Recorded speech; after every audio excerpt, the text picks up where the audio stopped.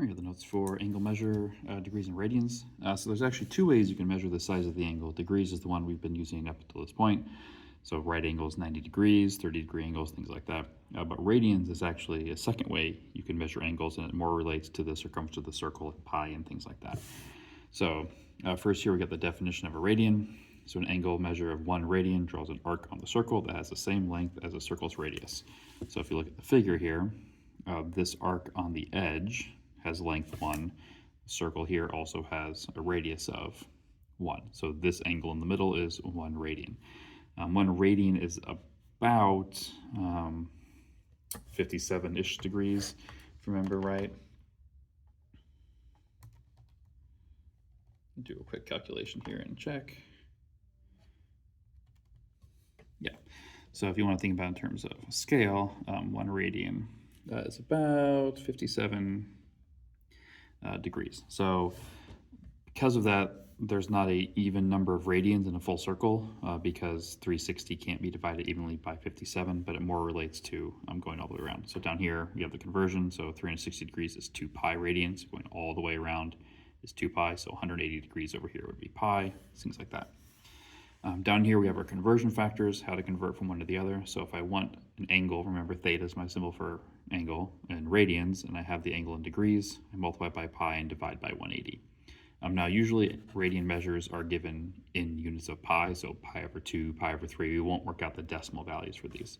And then here is the reverse. If you notice, the only difference is the fraction flips over. This is our conversion factor. If I want degrees, the 180 degrees has to be on top.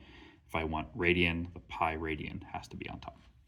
Okay, so just some examples here. Convert 30 degrees to radians. So since we're going from degrees to radians, we are using this top equation.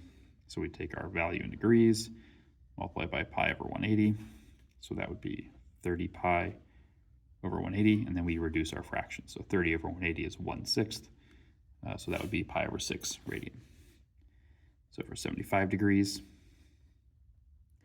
multiply by pi over 180, so 75 pi over 180, and then reduce our fraction as best we can. So that would be 5/12. 5 pi over 12.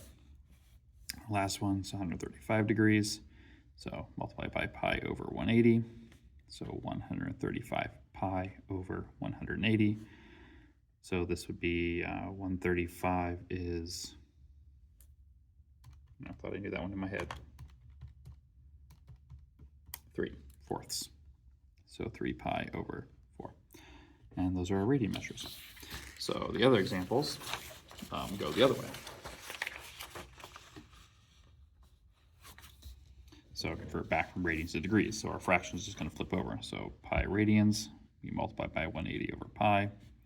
So 180 pi over pi, pi's cancel, so that would be 180 degrees. 11 pi over 6, so times 180 over pi.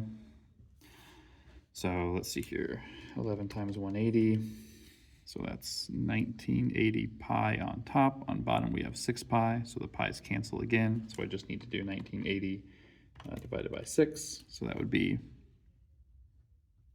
330 degrees. 6 radians to degrees, so 6. So here it says round to the nearest tenth, which means we're probably going to have a decimal value.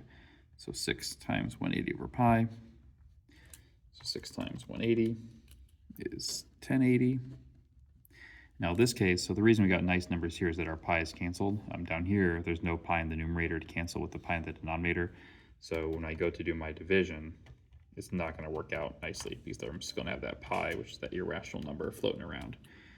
So to the nearest tenth, that's 343.8 degrees. And that is the end of the section.